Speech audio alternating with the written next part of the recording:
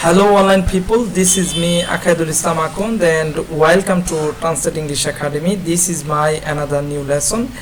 This lesson will be very helpful who actually wants to learn English, and I hope you will enjoy in today's class. And this class will be helpful for a beginner and for a advanced level students, because at first you have to know how to make the sentence, how to translate it and from Bengali to English.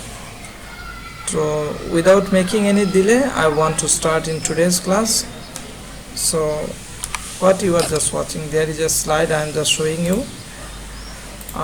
এখানে দেখেন গত ক্লাসে কিন্তু আপনাদেরকে আমি এই বলেছিলাম যে আপনারা বাসায় বসে এটা প্র্যাকটিস করার জন্য, এইটা এবং এইটা কিভাবে আসছে এবং এই চিত্রটা দেখে বর্ণনা দেওয়ার জন্য। আমরা খেয়াল করি আম কাফি, ধরেন সে নিজে, ধরেন এখানে আপনি, আপনার নাম কাফি।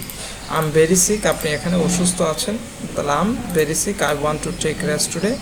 আমি কি করতে চাই, আমি ওয়ান্ট টু কোনো কিছু করতে চাও, আমি আজকে একটু বিশ্রাম নিতে চাই। I want two it burghers, আমি কি করতে চাই, বার্গার খেতে চাই। ওয়ান্ট টু মানে হচ্ছে ইচ্ছা পোষণ করা, খেতে চাওয়া, মানে সে কী করছে, ওয়ান্ট টু মানে কোনো কিছু চাওয়া। কেমন, আই ওয়ান্ট অ্যান আইসক্রিম আর হচ্ছে চাই, তাহলে এখানে ইচ্ছা পোষণে নর্মালি সে বলছে আই ওয়ান্ট অ্যান আইসক্রিম, একটি আইসক্রিম চাই। I should go to hospital, আমি হসপিটালে, আমার হসপিটাল যাওয়া উচিত। I should go to hospital. I am reading a book now, আমি একটি বই পড়ছি এখন, আমি এখন একটি বই পড়ছি। আই ক্যান স্পিক, কোনো অ্যাবিলিটির অর্থ বোঝায়। আই স্পিক ইংলিশ, আমি ইংলিশে কথা বলতে পারি। I can speak Bengali language, আমি বাংলায় কথা বলতে পারি। Do you understand? এইভাবে আপনারা চর্চা করবেন। I have to practice English everyday, আমাকে প্রতিদিন ইংরেজি চর্চা করতে হবে। এই ভার্ব ব্যবহার করে এখানে আপনারা নিচের ইংলিশটা, নিচের বাংলাটা ট্রান্সলেশন করেন, ইনশাল্লাহ আপনারা অবশ্যই পারবেন। দেখি পারি কিনা। কেমন, যেমন আমার নাম আকাশ, তাহলে কি বলবেন, আই এম আকাশ। আমি একজন doctor, I am a doctor. আমি সকালে নাস্তা খাই। আই টেক ব্রেকফাস্ট, কেমন, I take breakfast or I have a breakfast. এবং আমি প্রতিদিন হাসপাতালে যাই, অ্যান্ড, এবং এর ইংলিশ হচ্ছে and I go to hospital regularly. আমি এখন হাঁটছি, তার মানে কি, আমি এখন হাঁটছি ওর হাঁটতেছি। নাও আই এম ওয়াকিং, আমার একটি বিড়াল আছে। আই হ্যাভ এ ক্যাট, আমি একটি R15 চাই। তাহলে কী হবে, কোনো কিছু চাওয়া, ইচ্ছা পোষণ করা।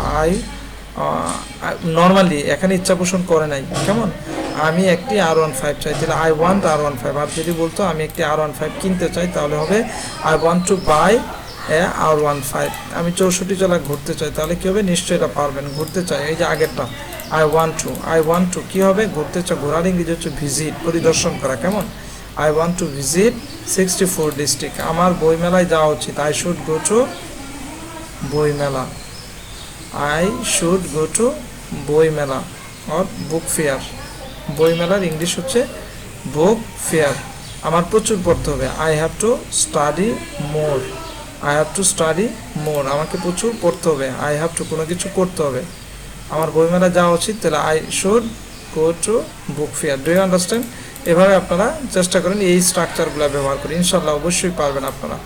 তাহলে দেখেন, আমি ইংরেজিতে কথা বলতে চাই। I want to speak in English, আমি এখন ইংলিশে কথা বলতে পারি। I can speak in English. তাহলে আপনারা বুঝতে পেরেছেন এই স্ট্রাকচারটা। এটা আগামী ক্লাসে আমি আপনাদেরকে দেখাবো কীভাবে আয়ের সাথে সাবজেক্ট ওয়াইজ কীভাবে চেঞ্জ হয়। আয়ের সাথে এম হয়, তাহলে ইয়ের সাথে কী হবে, আর হবে। তাহলে আশা করি আপনারা আজকের ক্লাসটা খুবই চমৎকারভাবে করেছেন। আপনারা এরকম নিজের পরিচয় আপনারা দিবেন, এভাবে আপনারা অবশ্যই এখান থেকে এই স্ট্রাকচারগুলো ব্যবহার করবেন। তাহলে পরবর্তী ক্লাসে আবার দেখা হবে নতুন কোনো টপিক নিয়ে। সে পর্যন্ত ভালো থাকবেন, সুস্থ থাকবেন। Have a nice journey with English language. আল্লাহ হাফেজ।